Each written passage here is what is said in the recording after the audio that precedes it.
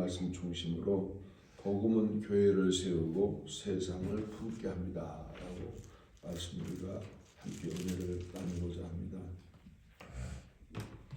우리가 넓은 의미로 보면 복음은 우리 사람을 변화시키기도 하고 또 교회를 변화시키는 것이 복음이다 그렇게 말을 합니다.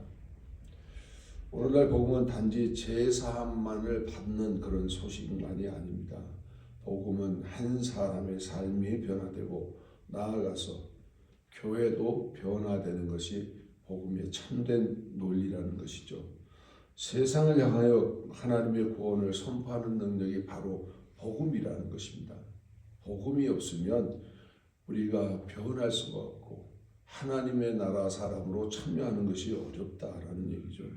로마서 15장은 복음이 공동체 안에서 어떻게 역사하신지를 보여주는 매우 중요한 말씀 중에 아주 중요한 말씀. 오늘 우리 성화의 삶을 살아가는 성도는 오늘 우리 15장 말씀을 통해서 나도 이렇게 살아가야지 라는 그런 마음을 준비하는 어떤 그런 말씀이라고 생각됩니다. 바울은 먼저 믿음이 강한 성도들에게 연약한 성도들을 품으라고 강력하게 권면하고 있습니다. 이어 하나님의 말씀이 성도들에게 인내와 위로를 주어서 교회를 하나 되게 한다고 또한 우리에게 알려주고 있습니다. 그리고 마지막으로 하나님께서 유대인과 이방인을 하나 되게 하셨다는 이 놀라운 사실. 우리가 잘 알지만 예수님 오셨을 당시만 해도 유대인과 이방인은 함께 성전에서 예배 드릴 수가 없었습니다. 이방인은 이방의 뜰까지만 오게 되고 유대인들이 성전 앞까지 들어갑니다. 성전에는 제사장, 하나님을 위하여 섬기는 제사장만 들어가도록 되어 있습니다. 우리가 잘 아는 지성소는 제사장도 들어갈 수가 없습니다. 누구만 들어갑니까? 1년에 한 차례 대제사장만 들어가도록 허락되어 있는 그런 장소라는 것이죠. 이렇게 하나님의 성전도 여기서 차단되고 또 차단되고 차단되는 것이 바로 있었던 그런 사실이었지만, 그러나 하나님께서 유대인과 이방인이 하나 되도록 하기 위해서 그들에게 막혀있던 담을 다 흐르셨고, 드디어 예수님이 십자가에 돌아가셨을 때에는 성전의 휘장이 둘로 나뉘면서 성소와 지성소가 하나로 연결되었다라는 것이죠. 그러므로 모든 민족에게 동일한 소망을 주셨다고 오늘 선포하고 있습니다. 이처럼 복음은 개인의 신앙에만 머무르지 않습니다. 복음은 사랑으로 형제를 세우는 것이 참된 복음이라는 것입니다. 복음은 또한 우리가 사랑으로 형제를 세우기도 합니다. 또한 말씀으로 공동체를 하나 되기도 하는 것이 바로 참된 복음이라는 것이죠. 더불어 복음은 소망으로 세상을 향해 나가기도 하신다는 것이죠. 예수 그리스도가 이 땅에 오셔서 복음을 선포하셨고 제자들을 세우고 그들에게 성령이 임하게 하시고 너희는 나아가 복음을 전하라. 어디까지요? 땅끝까지 복음을 전하라. 그 사명을 전했고요. 사도 바울은 다메섹 노상을 달려가던 사람이 부활하신 주님을 만나시고 그가 노상에서 변화되어서 이방인들, 유대인들이 가지 아니하는 그 이방인들에게까지 나아가 복음을 전하라는 사명을 사도 바울에게 명하였던 것을 우리가 알 수 있습니다. 이것이 바로 복음의 참 능력이라는 것이죠. 여기서 우리가 한 가지 짚고 넘어가야 할 문제는, 성도는 교회 안에 머물러서 성숙한 신앙으로 신앙을 자랑하는 정도로 머무는 것이 아니라, 성도는 성숙한 신앙으로 자라면 반드시 복음을 들고 세상으로 나가라 라고 지침을 내거는 것이 사도 바울의 오늘 복음의 근본이고, 예수님이 초대교회 당시에 이미 선포했던 이런 하나님의 복음의 원리라는 것이죠. 그러므로 교회의 참된 능력은 사람의 지혜나 조직에 있는 것이 아니라 복음의 능력에 있다라고 오늘 우리에게 말씀하고 있습니다. 오늘 우리는 로마서 15장을 통해서 복음을 만들어가는 하나님 나라의 모습을 우리가 한번 같이 살펴보도록 하고자 합니다. 첫째로 복음은 사랑으로 연약한 형제를 세워야 된다라고 말합니다. 1절에서 3절까지 그 중심에 보면 첫째 1절에 믿음이 강한 우리는 마땅히 믿음이 약한 자의 약점을 담당하고 자기를 기쁘게 하지 아니할 것이라 라고 했습니다. 오늘 보통 교회에 보면요, 오래된 성도들은 자기의 믿음을 자랑하고 권위를 세우려는 그런 의도가 너무 많아요. 교회 안에 장로님이면 대접을 받으려고 하고, 집사면 권사님이면 대접받는 자리에 앉으려고 하는 그런 일들이 얼마나 많은지 모릅니다. 믿음이 강한 사람은 자신의 자유를 자랑하는 사람이 아니라 오히려 연약한 형제를 품고 그의 짐을 함께 지는 사람이 바로 믿음이 강한 사람이다 라고 오늘 사도 바울은 말하고 있습니다. 여기서 담당하다라는 말은 단순히 참아준다는 의미가 아니라 함께 짐을 짊어지고 끝까지 감당한다는 것이 감당한다라는 그런 의미입니다. 이것이 복음이 만드는 참된 사랑, 바로 아가페 사랑이라고 말할 수 있겠죠. 세상은 강한 사람이 더 많이 권리를 누려야 한다고 말하고 있죠. 그러나 복음은 강한 사람이 더 많이 섬겨야 한다고 오늘 우리에게 가르쳐주고 있습니다.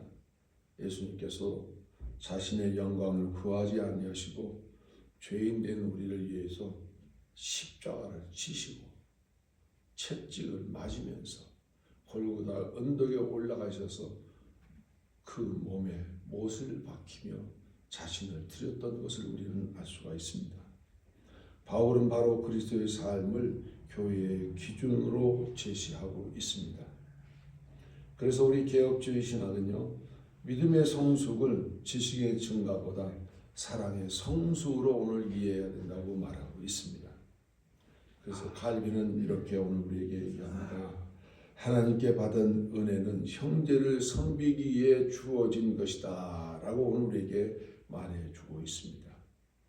하나님께서 우리에게 더 큰 믿음을 주신 것은 더 큰 책임을 맡기기 위함이다 라고 오늘 성경은 말하고 있습니다. 오늘날 교회 안에서 믿음의 정도는 서로 다릅니다. 어떤 이는 쉽게 낙심하고 또 쉽게 어려움에 처하고 또 시험에 자주 들어서 넘어지기도 하죠. 그런 어떤 이는 보면 신앙생활 가운데 잘 성장해서 성숙한 신앙으로 자라서 어떤 어려움과 난관이 다가와도 잘 극복하는 신앙으로 성장하는 그런 분도 있습니다. 그러나 성숙한 성도는 연약한 사람을 판단하지 말라라고 말합니다. 오늘 우리 가정에 보면 한 부모님 밑에 형제들이 쭉 있습니다. 마지는 우리가 자랄 때만 해도 그랬습니다만 여기 계신 분 모두 다 해당되겠지만 마지는 동생들을 돌보느라고 정신이 없어요.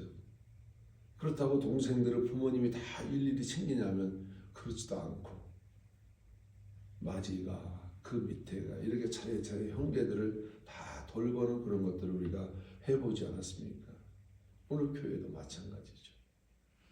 내가 신앙이 담당할 만한 그런 어떤 어려움, 시험도 극복할 만한 시험의 그런 단계의 믿음으로 성숙했다면 내 주변에 연약한 믿음을 가진 성도, 쉽게 시험 들고 공경에 빠지는 사람들을 끌어안고 함께 기도해주고 그들과 더불어 함께 짐을 지고 나가라. 오늘 이렇게 우리에게 말해주고 있습니다. 그래서 성숙한 성도는 연약한 성도를 판단하지 말아야 된다. 그들을 기도하며 품어줘야 하고 또 기다리며 세워주는 것이 성숙한 성도라 하는 것입니다. 그러니까 복음은 사람을 높이는 것이 아니라 사람을 세우는 능력이 곧 복음이라는 것입니다.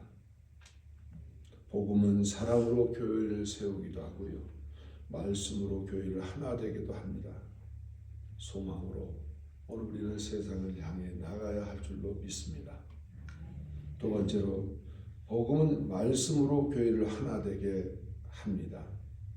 바울은 이어서 4절에 무엇이든지 전에 기록된 바는, 이 말씀은 구약 성경을 말하는 것이죠.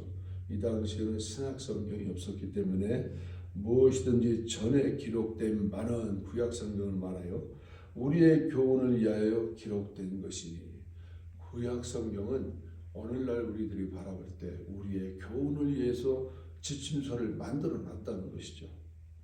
하나님께서는 말씀을 통하여 성도들에게 인내와 위로를 주시고 그 말씀으로 소망을 갖게 한다는 것이죠. 무슨 말입니까? 말씀이 곧 우리 성도의 길을 이끌어 간다는 것입니다. 그 길이 곧 거룩한 길이요 성화의 길입니다. 그래서 오늘 우리가 궁극적으로 성도가 마지막에 도달하는 그 지점, 영화라고 하는 그곳까지 하나님께서 우리를 이끌어 가실 때, 견인해 가실 때 소망과 함께 그곳으로 우리를 도착해 하신다는 것이죠.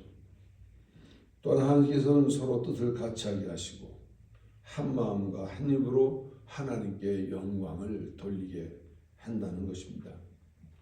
교회의 하나됨은 성도들의 성격이 같아서 이루어지는 것이 아니라 서로 다른 사람들이 하나님 말씀 앞에 함께 순종할 때 이루어지는 것이 한 마음과 한 입이 될 수 있다는 것입니다. 말씀은 우리의 생각을 하나님의 뜻에 맞추어야 되고 우리 마음을 그리스도의 마음으로 변화를 받는 것이 신앙의 성숙도에 따라서 달라질 수가 있습니다. 그러므로 살아있는 교회는 분열보다는 화평을, 경쟁보다 섬김이 있어야 하고요, 판단보다 용납이 있어야 한다고 말합니다.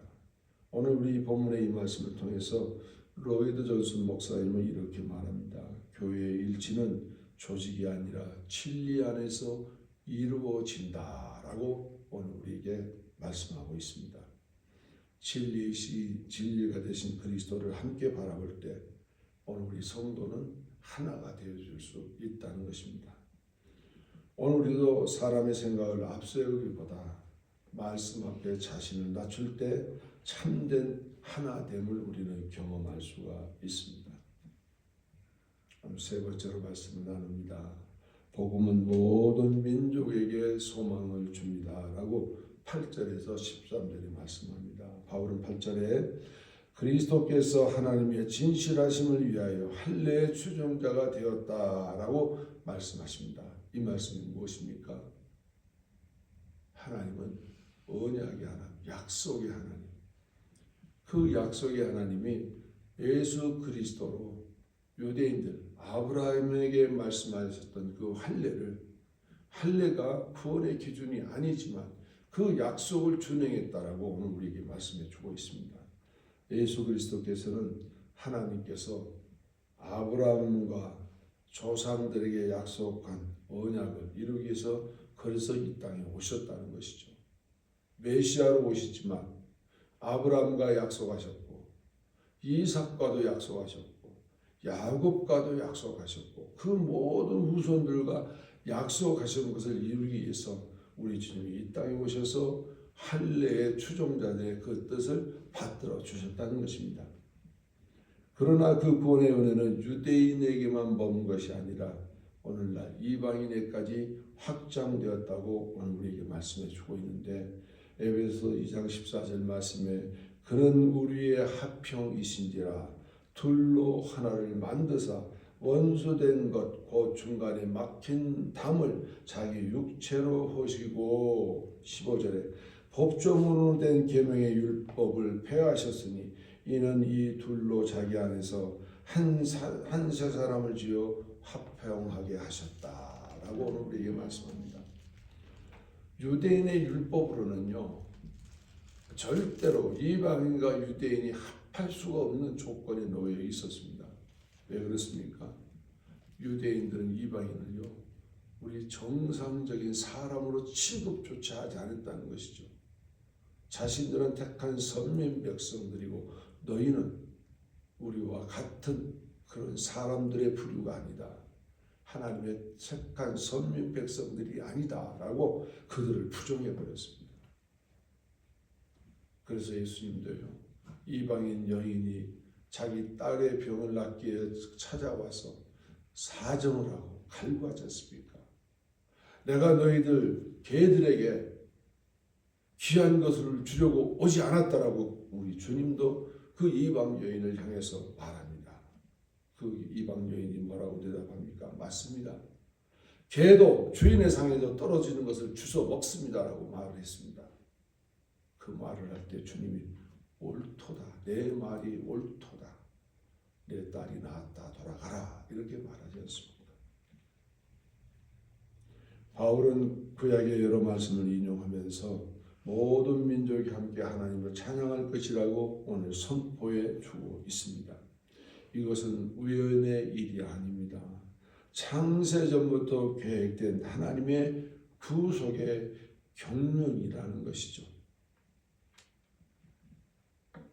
신학적으로 이 문제를 풀어가면 참 어려운 문제들이 많고 시간이 많이 걸립니다만 하나님은 아담과 하와를 부르실 때 한 사람 한 사람 부르시지 않고 두 사람을 공동체로 불렀다는 것이죠.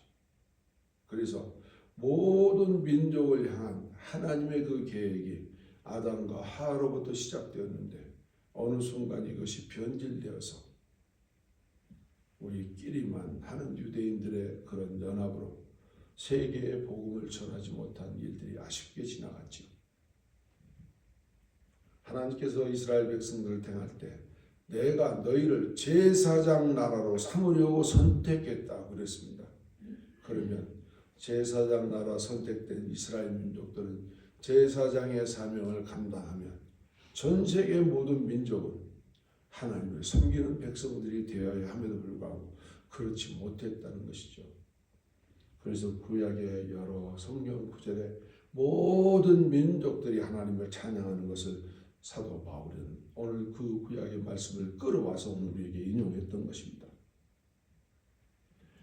이것이 우연한 일이 아니라 창세전부터 하나님께서 하나님의 구속의 경륜 속에 담아놓았다는 것이죠.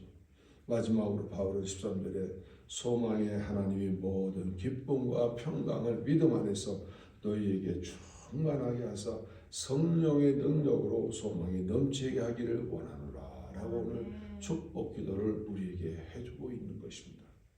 오늘 우리 성경에 있는 우리 모든 분들 오늘 사도 바울은요 말씀을 전하면서 얼마나 그 사랑하는 백성들을 통해서 복음을 듣는 백성들을 통해서 축복의 기도를 하고 있습니다. 다시 한번 말씀드리면 소망의 하나님이 모든 기쁨과 평강을 믿음 안에서 너희에게 충만하게 하사 성령의 능력으로 소망이 넘치게 하시기를 원하노라. 아멘. 하나님께서는 성령을 통하여서 믿는 자들에게 기쁨과 평강을 주십니다. 또한 어떤 환경 속에서도 흔들리지 않는 소망을 허락해 주신다는 것입니다. 이 자리에 계신 우리 성도님들 이 소망을 붙들고 성화의 길에 흔들리지 않고 견고히 서 나가시기를 축원합니다. 이 소망은 세상의 형편을 바라보는 낙관이 아니라 하나님의 약속이 반드시 이루어진다는 믿음에서 나오는 그러한 확신이라는 것입니다. 우리 개혁주의 신앙은 교회를 하나님께서 언약으로 세우신 구속의 공동체로 이해합니다. 하나님께서는 유대인과 이방인을 차별하지 않으셨어요. 모두를 그리스도의 피로 구속하셔서 하나의 교회로 세우셨던 것입니다. 칼빈은 오늘 우리에게 이렇게 말하고 있습니다. 교회의 하나됨은 인간의 노력으로 만들어지는 것이 아니라 하나님의 은혜로 이루어진 역사라고 오늘 우리에게 이렇게 설명해 주고 있습니다. 그러므로 오늘 우리도 복음을 받는 자로서 민족과 문화와 배경을 넘어서 모든 사람에게 그리스도의 소망을 전해야 한다라고 오늘 우리는 말씀을 전해 듣습니다.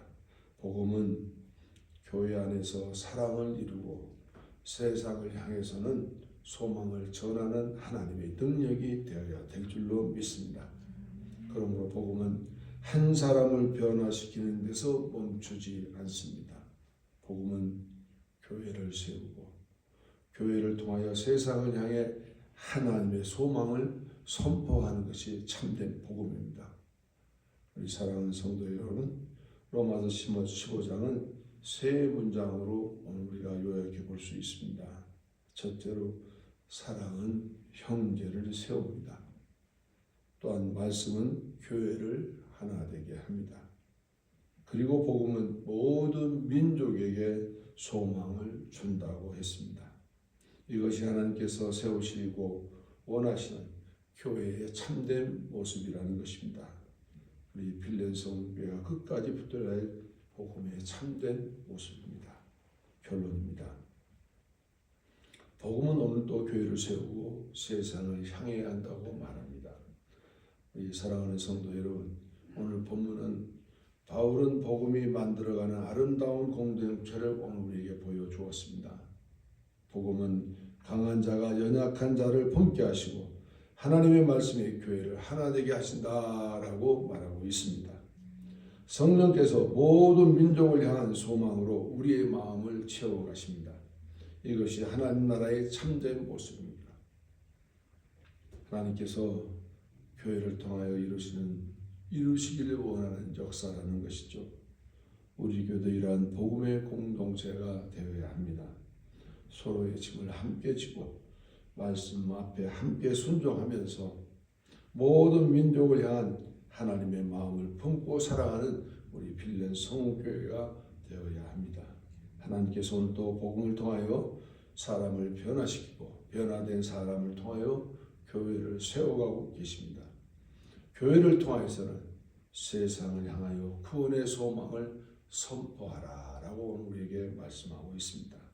우리 모두가 그 복음의 통로가 되어서 하나님께 영광을 돌리는 삶을 살아가시기를 축원합니다.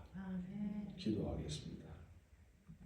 사랑과 은혜가 풍성하신 하나님 아버지, 오늘 말씀을 통하여 복음의 능력을 다시 한번 깨닫게 하심을 감사드립니다. 우리에게 그리스도의 사랑을 허락하셔서 연약한 형제를 품게 하시고 말씀으로 하나 되게 하시며 성령의 능력으로 소망이 넘치는 삶을 살게 하옵소서. 우리 교회가 복음으로 세워지는 공동체가 되게 하시고 서로를 사랑하며 섬기며 용납하는 교회가 되게 하옵소서. 또한 모든 민족을 향한 하나님의 마음을 품고 복음을 전하는 선교적 교회가 되게 하시며 우리의 삶을 통하여 예수 그리스도의 영광을 나타나게 하옵소서. 예수 그리스도의 이름으로 기도드리옵나이다. 아멘.